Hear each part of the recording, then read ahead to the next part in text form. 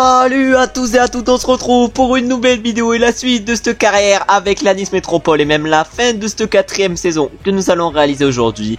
Et du coup dans cet épisode on va commencer par faire le tour du Limousin et ses 4 étapes parce que c'est un objectif sponsor. On va voir justement directement ce qu'est l'objectif sur cette course. On devra du coup faire un top 3 au classement général.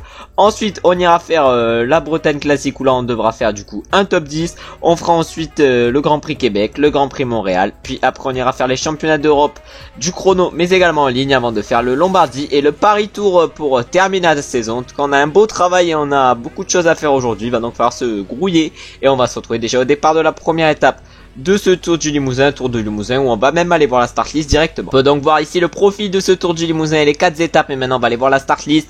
On peut voir d'ici les coureurs en général. On aura du coup du Guillaume Martin, du Dylan Tuns notamment, on aura du Henrik Massoua, des très bons coureurs sur cette course. Il va falloir essayer de faire le top 3 du général, ça risque d'être compliqué mais on va tout faire pour et on va se retrouver du coup au départ déjà de la première étape ou dans le final. Bon là on va se retrouver dans le final, directement dans le final. Je pense que sur toutes les étapes de ce tour du Limousin Périgord on va se retrouver dans le final.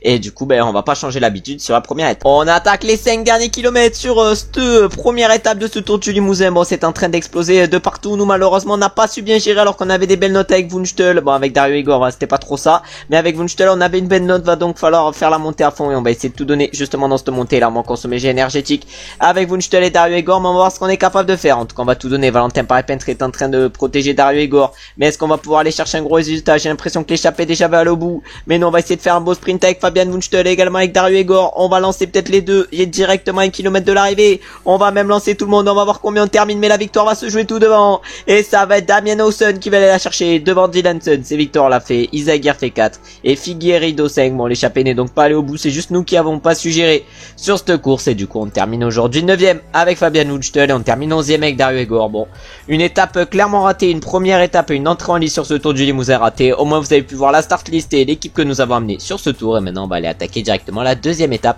de ce tour du Limousin qui sera cette fois-ci pour les sprinters. Les 5 derniers kilomètres de l'étape nous attendent. On va consommer le jet énergétique avec tout le monde, mais là maintenant ça va être à Graziani d'accélérer. Ah ouais c'était Noah Isidore qui avait accéléré, maintenant ça va être à Graziani. On va voir ce qu'il nous fait le Graziani, en tout cas on va tout donner. On aura ensuite Valentin Paré-Peintre, puis il y aura du Dario Igor, puis il y aura du Wunschtel et il y aura enfin du Bruto Messo. Pour l'instant on est encore 89 dans le peloton. Ah c'est Graziani qui est en train d'emmener notre groupe. Graziani va tout donner, maintenant ça va être à Valentin Paré-Peintre de nous lancer. On va voir ce qu'on est capable de faire. En tout cas Valentin Paré-Peintre il va nous lancer et là ça va être à tout le monde qu'on va lancer. Est-ce que Bruto Messo il va faire un beau sprint? J'en ai aucune idée, je l'espère. Est-ce que Bruto Messo il a des chances de gagner? Je sais pas. Ah non malheureusement trop long le sprint, mais peut-être que Dario Igor, non ni Dario Igor ni Bruto Messo ne va gagner sur cette deuxième étape et c'est Zycart qui va s'imposer. On va donc faire 2 avec Dario Igor, 4 avec Bruto Messo et 7 avec Fabian Wunschtel. On n'était pas loin de la victoire mais malheureusement on n'a pas réussi à aller la chercher, voilà. Et maintenant on va l'attaquer directement la troisième étape de ce tour du Limousin où on va se retrouver une nouvelle fois dans le final. Les 5 derniers kilomètres nous attendent sur cette étape. On est encore 58 et là c'est Graziani qui va emmener. Graziani va emmener dans ce sprint final. On va voir ce qu'on est capable de faire. Il y a Steph Kras et Joussom qui se sont échappés dans ce final. Nous on va essayer d'aller chercher à Graziani. Graziani va tout donner, mais maintenant ça va surtout être à Valentin Paré-Peintre de tout donner. Je sais pas si ça finit en légère boss. En tout cas on va tout donner dans ce final. Ah ouais ça finit en légère boss, mais là va falloir lancer dans le dernier kilomètre avec Dario Igor, avec Bruto Messo, avec tout le monde. Est-ce qu'on est capable de gagner aujourd'hui? J'en ai aucune idée. En tout cas on va tout donner. Est-ce qu'il y en a un qui va être capable de nous dépasser? Non normalement ça devrait être bon, même si Hofstetter il revient comme un boulet de canon. On va aller chercher une belle victoire aujourd'hui avec Alberto Bruto Messo devant notre autre coéquipier Fabian Wunschtel. Hofstetter va donc chercher la 3ème place. On termine 4ème également avec Dario Igor. Bon une belle 3ème étape pour l'instant sur ce tour du Limousin. On réussit des étapes de mieux en mieux avec déjà, non j'allais dire notre deuxième victoire d'étape, mais non on a fini 2ème sur la deuxième étape. En tout cas une belle étape vient de nous attendre aujourd'hui et maintenant on va aller voir ce qu'on peut faire également sur la dernière étape de ce tour du Limousin où on va se retrouver cette fois-ci au départ. Allez la dernière étape nous attend sur ce tour du Limousin. On est au départ de cette étape. On a un Dario Igor à -3 malheureusement, un Wunschtel à +5, un Paré-Peintre à +4, on a un Bruto Messo à +2. On va essayer de gérer au mieux cette dernière étape du tour du Limousin. Pourquoi pas essayer d'aller chercher une victoire parce que là malheureusement pour nous le top 3 au classement général final semble abandonner parce qu'on est 9ème à 50 secondes, c'est à dire que même si on gagne cette étape avec Bruto Messo on reviendra grand max à 40 secondes et je sais pas comment on peut reprendre 50 secondes sur une étape pareille.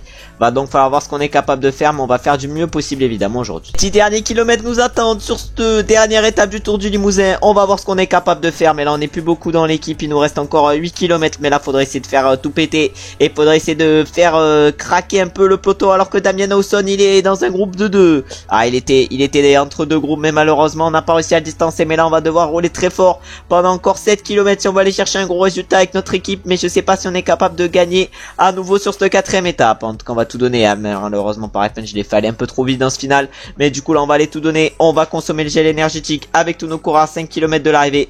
Comme sur les étapes de plaine parce que là ça va descendre plus ça va remonter. On va essayer de faire du mieux possible dans ce final alors qu'on est plus que 23 dans le groupe de tête. Ah ouais, on est plus que 23 ouais, mais là derrière ça va faire sûrement le jump. Mais après qu'ils aient fait le jump ça va être compliqué pour eux. Alors que nous là on va faire rouler Valentin Paripin dans cette espèce de petite bosse. Ah ouais le Valentin il est très costaud. Il est très costaud et maintenant ça va être à Dario Igor d'accélérer. Dario Igor qui va devoir accélérer. Maintenant on va lancer avec tout le monde. 1 km de l'arrivée. J'espère que ça finit pas en légère montée. Ah ça finit en légère faux plat montant malheureusement. Mais on va quand même aller gagner aujourd'hui. Et on va massacrer tout le monde encore une fois. Et c'est Fabian Wutschtel qui va aller chercher la victoire sur cette 4ème et dernière étape du Tour du Limousin devant Bruto Messo et Dario Igor Belletta. Triplé pour notre équipe aujourd'hui. On a su parfaitement gérer dans le final. Ensuite on a Dylan Tuns qui fait 4 et Burgo de 5.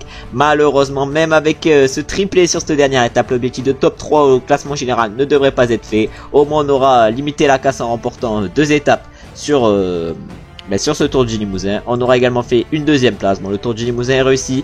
On aura juste loupé malheureusement pour nous la première étape et ça nous coûte cher sur ce Tour du Limousin. En tout cas belle victoire aujourd'hui de Fabian Wutschtel. Et au classement général du coup notre premier coureur sur ce Tour du Limousin c'est Fabian Wutschtel qui est égalité avec Bruto Messo. Ils sont tous les deux 7ème et 8ème. Bon voilà on était encore un peu loin malheureusement. Au classement du meilleur grimpeur c'est Pierre Barbier qui s'impose. Au classement par points on fait un triplé également avec nos coureurs dans le même ordre que l'étape en plus de cela. Et au classement des jeunes là c'est Fabian Wutschtel qui s'impose devant Bruto Messo et Dario Igor Belletta. Encore le même top 3 que sur l'étape. On a quand même très bien géré ce Tour du Limousin. Après on a emmené une grosse team quand même sur ce Tour du Limousin. Et maintenant on va aller voir ce qu'on va aller faire. Et on va aller faire du coup maintenant la Bretagne Classique où on aura un objectif de top 10. Et sur la Bretagne Classique on va se retrouver directement au départ. On est au départ de la Bretagne Classique avec notre équipe. On doit faire un top 10 sur cette Bretagne Classique. On a un Dario Igor à plus 5. On a un Brio Roland également à plus 5.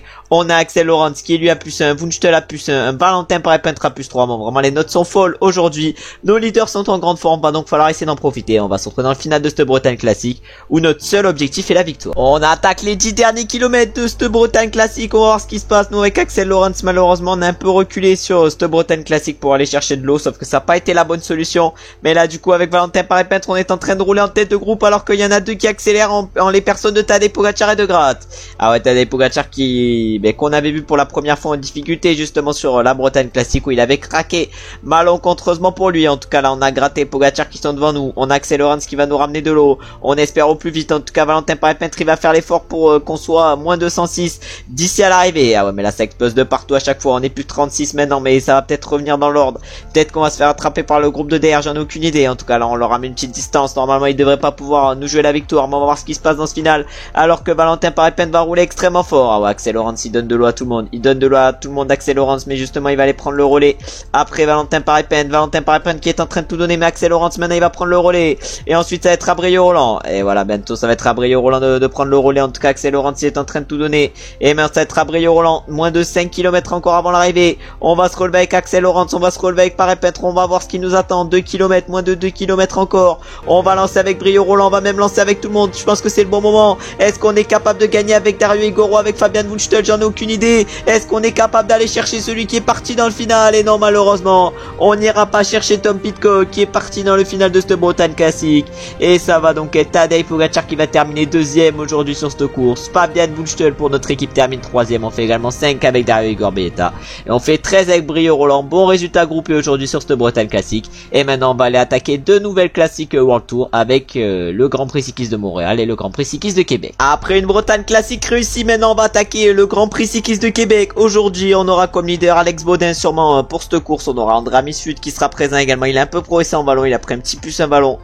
C'est pas exceptionnel mais c'est quand même pas mal. Mais on va essayer du coup de gérer au mieux sur ces courses. On a Graziani qui est en grande forme. On a Bracalente également. Damien Gervais il est en bonne forme mais malheureusement il progresse pas trop. On attend une belle progression de Damien Gervais parce qu'il a quand même des très bonnes stats. Il a un énorme potentiel. Ça pourrait être la pépite pour notre équipe et ça va être sûrement Dario Igor en tout cas notre leader aujourd'hui sur ce Grand Prix de Québec où on va se retrouver retrouver, je pense, directement dans le final. Les 7 derniers kilomètres de cette étape, Colin Savios est en train de rouler pour notre équipe. On va voir ce qui se passe. En tout cas, on n'est plus que 28 dans le groupe de tête. Nous, on va voir ce qu'on est capable de faire. En tout cas, Colin Savios, il va vite laisser, il va vite se mettre en retrait parce que ça va être à Graziani de prendre le relais. On espère un beau relais justement de Graziani dans ces derniers mètres. Mais là, va falloir emmener l'équipe à un certain standing, à un certain niveau. Va falloir l'amener l'équipe. En tout cas, on va tout donner dans cette montée avec Graziani. Graziani va la faire limite en sprint la montée et il nous a parfaitement emmené. Et ça va être maintenant à Damien Gervais de prendre le relais. À Graziani, maintenant il va se relever. Il va se relever le Graziani. L'objectif ça va être de revenir sur les deux devant, mais je crois que c'est mort. Je crois que Juan Ayuso et Tobias Johansen vont se jouer la victoire.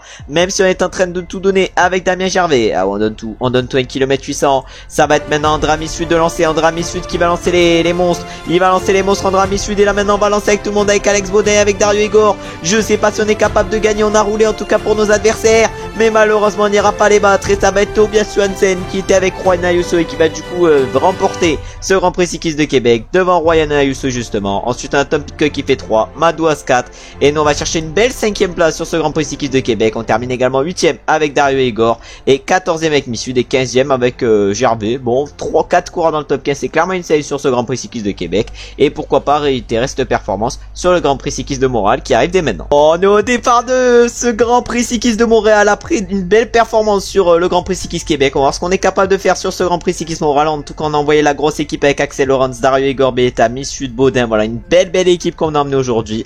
On va donc essayer de gérer parfaitement avec celle-ci. On va se retrouver dans le final de cette course où on va viser de faire un résultat aussi bien que sur le Grand Prix cycliste de Québec, voire même mieux parce qu'on n'avait pas réussi à faire top 5 si je me rappelle bien. Au moins le podium, ça c'est sûr qu'on n'a pas réussi à le faire. On arrive dans le final de ce Grand Prix cycliste de Montréal. C'est dans ce moment-là, c'est plutôt à ce moment-là que ça va commencer, je pense, à exploser. Nous en tout cas il nous reste encore 5 coureurs pour notre équipe et là on va essayer d'accélérer alors que Graziani mène le tempo au moment où c'est Ben O'Connor qui décide d'accélérer. Ah, Ben O'Connor il est très costaud mais il veut accélérer maintenant. En tout cas Graziani va mener le tempo. Maintenant ça va être Alex Baudin. Ah, Alex Baudin qui va mener le tempo. On va le relever Graziani. On espère un beau tempo d'Alex Baudin. On espère qu'il va s'en faire le taf. En tout cas on a encore 83. Devant il y a 3 coureurs qui se sont idolés. C'est Fedorov, Paulus qui sont maintenant plus que 2. Ah, les 3 coureurs sont devenus plus que 2 coureurs. En tout cas Gaudu a décidé d'accélérer encore une fois. Ah ouais mais nous on va imposer un gros tempo. On va rouler extrêmement fort. L'objectif ça va être que Dario Igor et Axel Laurens y soient le mieux possible pour le sprint final et qu'il leur en reste le plus possible. En tout cas on a encore 35 dans ce groupe. De toute façon ça va être sûrement explosé encore une fois très bientôt. Mais là on est encore nombreux. On est en train de rouler avec Alex Baudin. On fait l'effort.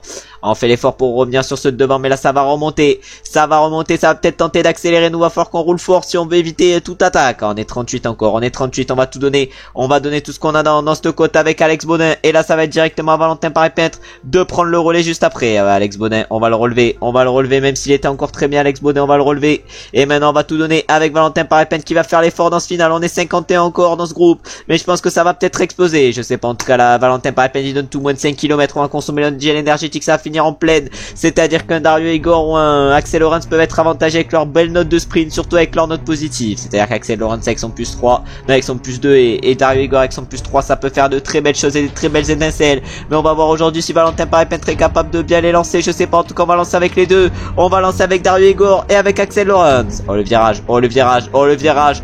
Oh les deux virages peuvent m'aider dans le final. Est-ce qu'on va être capable de gagner? Mais non, mais j'ai lancé trop tôt malheureusement. Ah là, c'est Girmay du coup qui s'impose. Sinon j'aurais pu gagner je pense avec Dario Igor. Il s'impose devant Mauro Schmid et Tadej Pogacar et nous on réalise un beau top 5 sur ce Grand Prix cycliste de Montréal. Mais rien de mieux. Top 5 avec Dario Igor, top 15 avec Axel Laurens, top 16 avec Paré-Peintre et top 30 avec Baudin. Bon, une très belle et un très beau Grand Prix cycliste de Montréal pour nous. Il aurait été autant réussi plutôt que le Grand Prix de Québec. Et maintenant on va aller attaquer directement les championnats nationaux et surtout les championnats d'Europe où on va essayer de faire un bon résultat. On va s'élancer avec notre coureur Benjamin Marais. Il a une très belle note aujourd'hui. Il est dans notre équipe. Il est là pour ces championnats d'Europe. On va voir ce qu'on est capable de faire. En tout cas, on peut voir qu'on aura Guarnalec et Benjamin Marais sur ce chrono. On a un Benjamin Marais à plus 3, va donc falloir en profiter.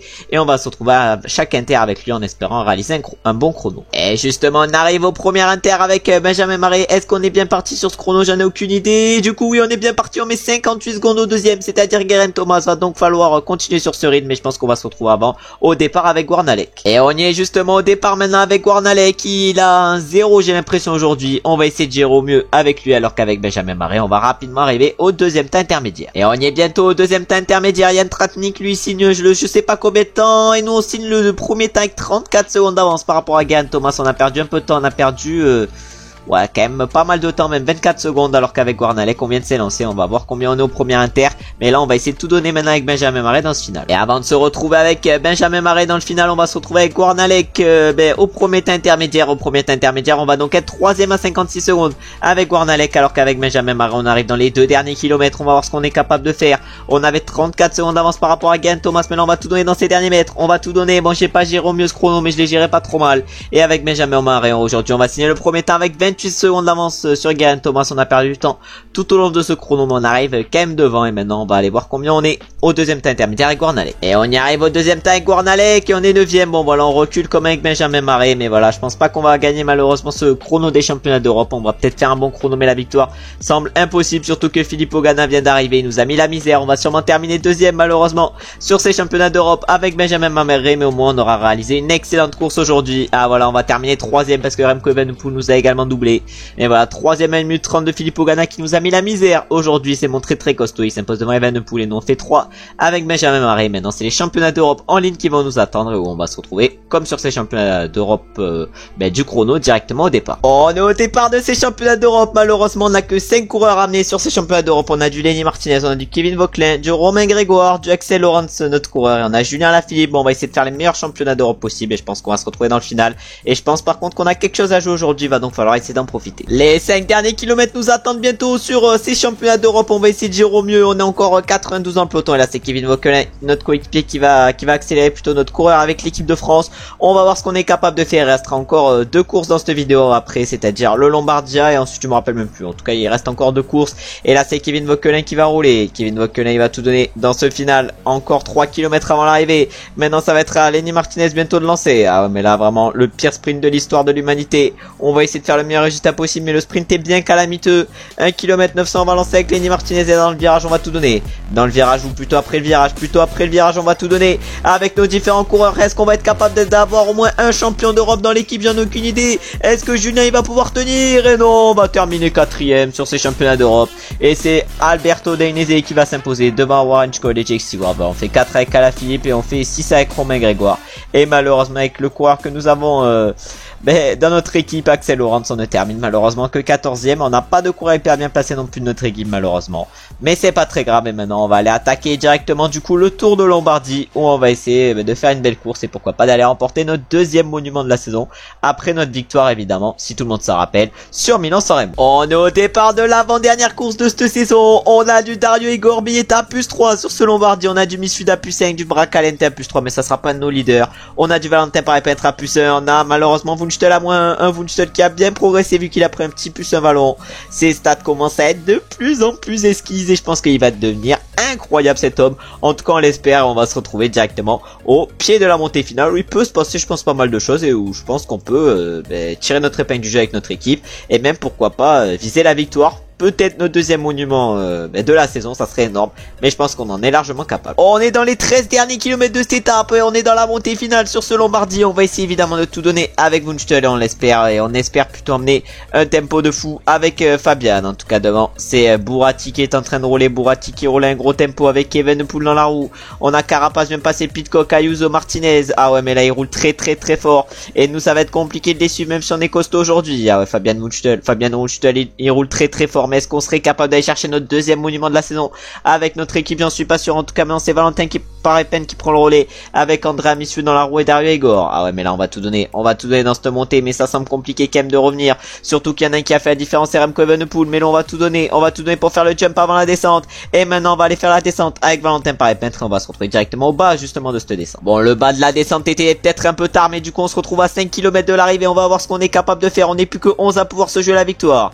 Ah ouais, est-ce qu'il y a des mecs très costauds? Est-ce qu'il y a des excellents sprinters? J'en ai aucune idée. En tout cas Valentin Paré-Petre, ça va être le premier de nos coureurs à envoyer un relais. Ça va être Dario Igor Bieta qui va lancer le sprint. Je sais pas, en tout cas 2 km. Maintenant c'est à Misfud d'accélérer. Misfud qui va accélérer. Est-ce que Dario Igor il va être capable de faire un beau sprint? Je pense. Et du coup on va lancer maintenant avec Dario Igor. Est-ce qu'on va être capable de gagner? J'en ai aucune idée. On a peut-être lancé un peu trop tôt également. Les autres ils ont lancé beaucoup trop tôt, mais nous on l'a lancé un peu trop tôt. Non mais Pogacar il tient 25 minutes son sprint. Mais du coup aujourd'hui c'est Tom Pidcock qui remporte ce Lombardia devant Pogacar et Nelson Paoles. On a Lutsenko qui fait 4, Simon Yates 5 et nous malheureusement ne termine que 7ème avec Dario Igor, 10ème avec Misfud et 11e avec Valentin Parepin. Bon, beau tir groupé encore une fois sur ce Lombardia. Et maintenant on va aller attaquer directement la dernière course de la vidéo et de cette 4ème saison, c'est-à-dire Paris Tour, une course où le sponsor nous a demandé de faire un top 10. On est au départ de notre dernière course de la saison, c'est-à-dire Paris Tour. On a un Axel Laurent à plus 5, un Paul Hennecke à plus 2, un Bruto Messo à plus 1 aujourd'hui. Il va donc falloir profiter de toutes ces belles notes pour aller chercher le top 10 qui est demandé par le directeur sportif et plutôt par le sponsor, et on va se retrouver directement dans le final de cette course. On arrive dans les 5 derniers kilomètres de cette course et du coup de ce Paris Tour. On va voir ce qu'on est capable de faire. En tout cas, Enzo Paleni va nous mener le tempo et ensuite ça va être à Paul Hennecke de prendre le relais. Voilà, Paul Hennecke prend le relais. On va voir si on est capable de faire le top 10 tant attendu par le sponsor sur cette course ou si on n'est pas capable. En tout cas, Mats Pedersen devant est parti avec Fred Wright et avec Jarnet. Est-ce que Mats Pedersen est capable de tenir? J'en sais pas plus que vous. Mais là on va lancer avec tout le monde. Mais non, mais ça a bugué. Ah, c'est frauduleux si on va chercher une place pourrie parce que ça a bugué, ça serait clairement frauduleux. En tout cas, on va lancer avec Bruto Messo. On va essayer d'aller faire le meilleur sprint possible.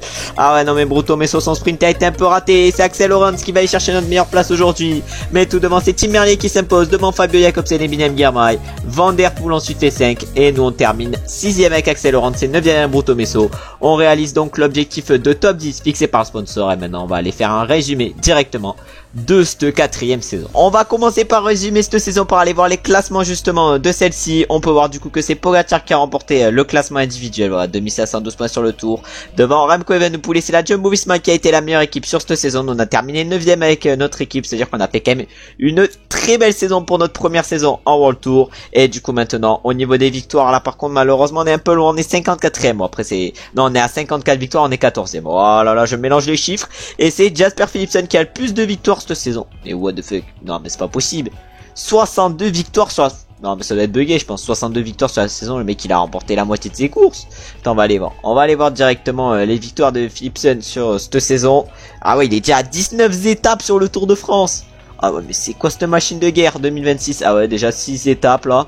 Ah ouais, non mais c'est une machine de guerre ce mec. Oh là là, Philipsen il est monstrueux, 19 étapes, il va aller battre peut-être le record de Mark Cavendish rapidement, mais il est monstrueux. À l'indice équipe malheureusement, comme on peut le voir en bas, on est 24ème, c'est-à-dire qu'on ne montera pas encore en World Tour, peut-être un jour, mais pas pour l'instant. Va falloir voir encore notre budget augmenter, mais maintenant on va aller voir les temps forts niveau résultat sur cette saison. Et du coup on peut voir que sur le Giro c'est Joao Almeida qui a remporté le classement général devant Jack Haig et Primoz Roglic. Frank Bonamura a remporté le maillot de meilleur grimpeur, Jasper Philipsen le maillot de cyclamen avec ses 3 victoires comme on l'a vu avant, et le maillot blanc il a été pour Carlos Rodriguez. Sur le tour ça a été différent vu que c'est Remco Evenepoel qui a remporté le général devant David Gaudu et Pogacar qui allait chercher le maillot à poids, Girmay est allé chercher le maillot vert et Romain Grégoire le maillot blanc. Sur la Vuelta là c'est Alexander Vlasov qui s'est imposé au général devant Almeida et Higuita qui a remporté également le maillot de meilleur grimpeur. Alexander Vlasov est allé chercher le maillot vert et Carlos Rodriguez le maillot blanc. Au niveau des petits tours, on a Ben O'Connor qui a remporté le Tour Down Under. Paris-Nice c'était pour Daniel Martinez, Mauri Van Sevenant a remporté Tirreno, le Tour de Romandie pour Egan Bernal, le Dauphiné pour Evenepoel et le Tour de Suisse pour Richard Carapaz. Ensuite maintenant au niveau des championnats, sur la course en ligne des championnats du monde c'est VDP qui s'est imposé. Nous malheureusement on n'avait terminé que 2ème et 3ème avec Madouas et Laporte, et sur le chrono on s'était imposé avec Rémi Cavagna qui est donc champion du monde du chrono, et on s'était imposé devant Filippo Ganna et Juan de Nice. Mais ça c'était dans la dernière vidéo. Et sur la course en ligne des championnats d'Europe dans cette vidéo c'est Alberto Dainese qui s'est imposé devant Ryan Hitchcock et Jake Stewart. Nous on a fini bien placé quand même avec notre coureur, avec je crois bien c'était avec qui, avec Alaphilippe, je crois qu'on a fini bien placé. Et au niveau du chrono c'est Filippo Ganna qui s'est imposé devant Remco Evenepoel. On allait chercher la 3ème place avec Benjamin Marais qui sera désormais notre ancien coureur parce qu'il va quitter l'équipe. Au niveau des championnats nationaux, au Danemark c'est Pedersen qui s'est imposé, au Royaume-Uni c'est Jake Stewart, en France c'est Nasser Boigny, en Espagne c'est Enric Mas, en Italie c'est Albanese, en Belgique c'est Mauri Van Sevenant, aux Pays-Bas c'est Koen Bouwman et en Allemagne c'est Pascal Ackermann. Maintenant on va aller voir les résultats sur les monuments. On peut donc voir que sur Milan-San Remo, c'est-à-dire le premier monument de la saison, on avait réussi à aller chercher la victoire avec un de nos coureurs, c'est-à-dire Fabian Wunschtel, un de nos coureurs principaux, et on s'était imposé devant Alaphilippe et Philipsen. Sur le rond là c'est Mathieu Van Der Poel qui s'est imposé devant Pedersen et Dylan Van Baarle. Et sur Paris-Roubaix c'est une petite surprise, mais c'est Mathis Louvel qui s'est imposé devant Tish Benoît et Dylan Van Baarle qui a fait 3ème sur le rond, mais également sur Paris-Roubaix. Sur Liège-Bastogne-Liège là c'est Julien Alaphilippe qui s'est imposé devant David Gaudu et Alexei Lutsenko, doublé français. En vrai c'est pas mal stylé sur Liège-Bastogne-Liège. Et sur le Lombardia c'est Tom Pidcock qui s'est imposé devant Pogacar, Nelson Paul, comme on l'a pu le voir avant. On a aller chercher une belle place avec Dario Igor. Maintenant on va aller voir pour terminer les autres classiques. Mats Pedersen du coup remporté Gauntlet Game. La Stelle c'était pour Tadej Pogacar, le Grand Prix cycliste de Québec pour Tobias Johansson. Et Binem Girmay a remporté le Grand Prix cycliste de Montréal. Et maintenant on va aller dans le monde. On va aller voir les courses et les principaux résultats sur les courses sur le tour notamment. Voilà, on va aller voir le SIA World Tour et on va aller voir les résultats parce qu'on n'a pas vu les résultats de toutes les courses parce que c'est pas affiché dans les menus. Et du coup le Tour Down Under on l'a vu, la Cadel Evans Classic elle a été pour Regan Goug. Ensuite l'UAE Tour pour Sébastien Reichenbach. Nous on avait terminé deuxième avec Fabian Buchtel. L'Homme il a été pour Ben Turner. Estrade Bianchi pour Julien Lafilippe. Le Tirreno on l'a vu, Milan-San Remo également. Le Tour de Catalogne c'était pour Tadej Pogacar. Nous on avait remporté du coup le maillot vert avec Fabian Buchtel et le maillot blanc avec Brio Roland. La classique Bruges de la Panne pour Teutenberg. Le 3 pour Van Der Poel. Gauntlet Game là c'était pour Mats Pedersen. Le Dwars pour Arnaud Delis. Le Ronde on a vu que c'était pour Van Der Poel. Van Der Poel il enchaîne sur le Ronde. 6 rondes dans sa carrière, non mais c'est vraiment insane. Paris-Roubaix on a vu que c'était pour Mathis Louvel. L'Amstel c'était pour Pogacar, on l'a vu. La Flèche elle a été pour Lenny Martinez devant David Gaudu. Ensuite le Tour de Romandie on l'a vu était pour Bernal. La classique de Francfort a été pour Jordi Meus. Là ensuite le Tour de Suisse pour Carapaz on l'a vu. Tour de France également. Le Tour de Pologne il a été pour Damiano Caruso. Ensuite la classique à San Sébastien pour Thibaut Nice. La Bremer Classic pour Caden Groves.